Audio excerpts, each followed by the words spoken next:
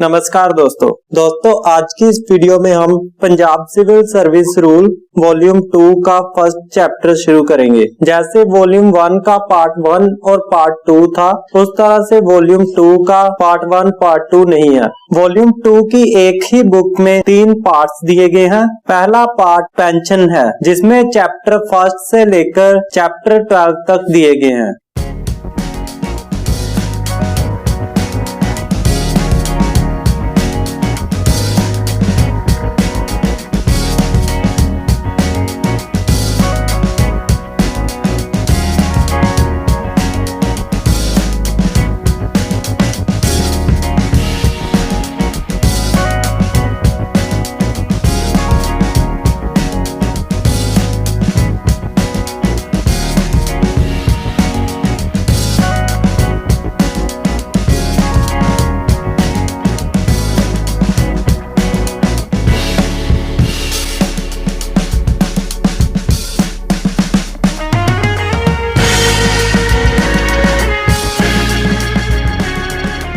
उसके बाद part 2 provident fund है। प्रोविडेंट फंड में सिर्फ 13th चैप्टर दिया गया है, जो कि the Punjab general provident fund rules हैं।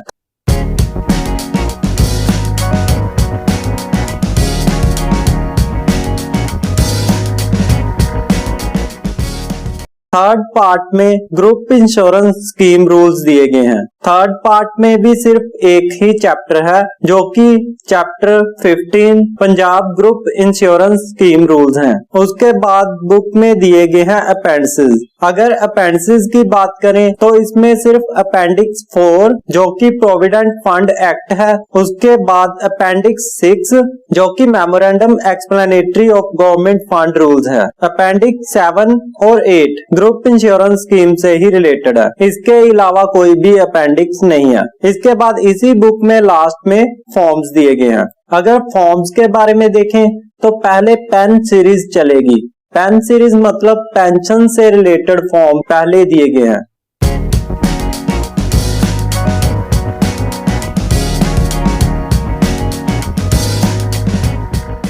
उसके बाद पीएफ सीरीज चलेगी।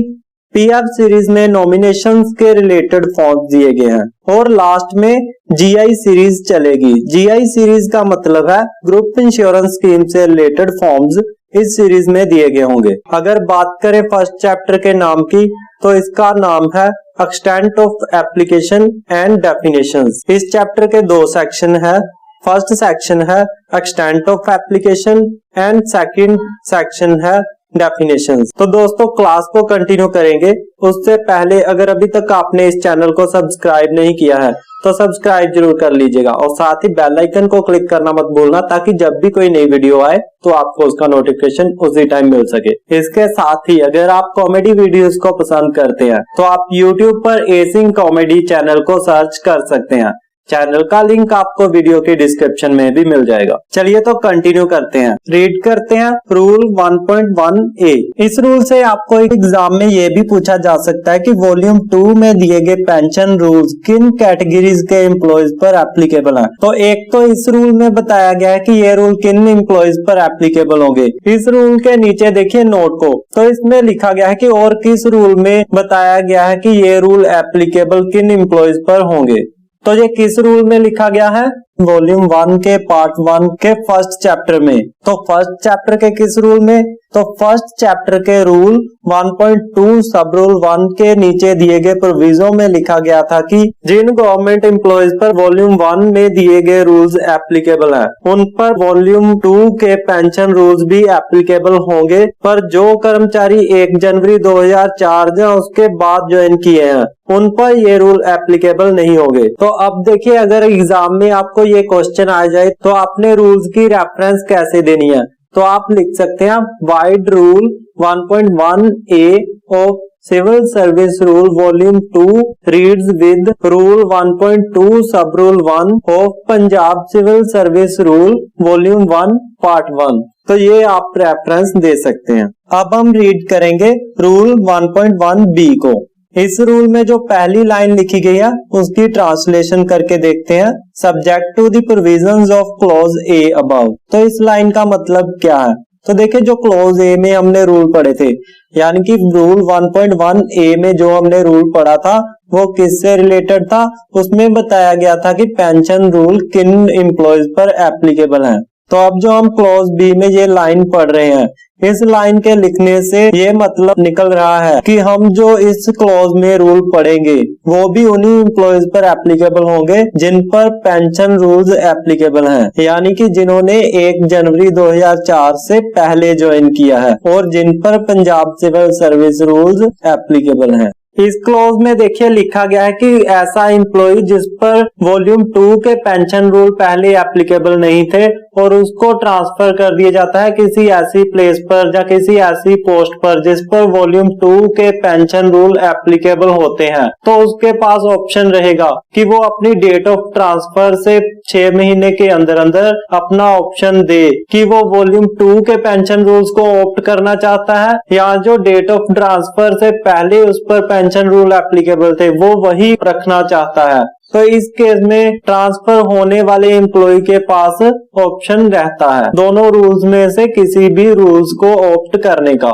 इसके साथ ही एक सिचुएशन और बताई गई है कि अगर वो government employee date of transfer पर छुट्टी पर है, तो इस केस में उसके जो 6 महीने का टाइम है वो जब छुट्टी से वापस आएगा, ड्यूटी ज्वाइन करेगा, तो उस दिन से 6 महीने को काउंट करना है। इस क्लॉज के नीचे ही नोट दिया गया है कि जब उस गवर्नमेंट एम्प्लॉय को कंफर्म किया जाना है पंजाब गवर्नमेंट में, तो एडमिनिस्ट्रेटिव अथॉरिटी द्वारा उसको क्लियरली इस क्लॉज के प्रोविजन को उसके नोटिस में लाना चाहिए। रूल 1.1 क्लॉज डी में लिखा गया है कि वॉल्यूम 1 पार्ट 1 में दिए गए रूल 1.5 से लेकर 1.8 के प्रोविजन भी इस पार्ट के प्रोविजंस के लिए एप्लीकेबल होंगे जब तक कि इन पार्ट्स के प्रोविजन में और उनमें कंफ्लिक्ट नहीं होता है, और अगर कंफ्लिक्ट होता है तो इस वॉल्यूम के अपने प्रोविजंस को ही प्रेफरेंस दी जाएगी। अब रीड करते हैं इस चैप्टर का सेक्शन 2 जो कि डेफिनेशंस है।